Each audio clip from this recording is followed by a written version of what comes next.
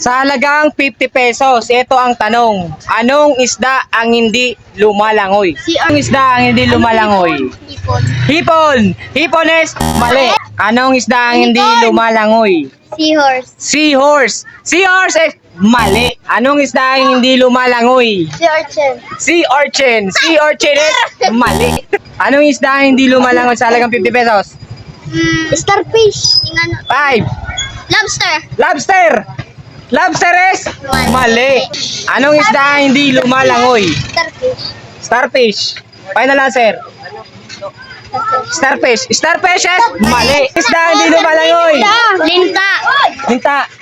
Linta. Sardinas. Anong isda ang hindi lumalangoy?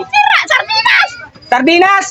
Sardinas is tama. Ay, salamat. Baka talaga. Tama. Madaya. Madaya. Tama. Sabi na dati. Pero siya na, note.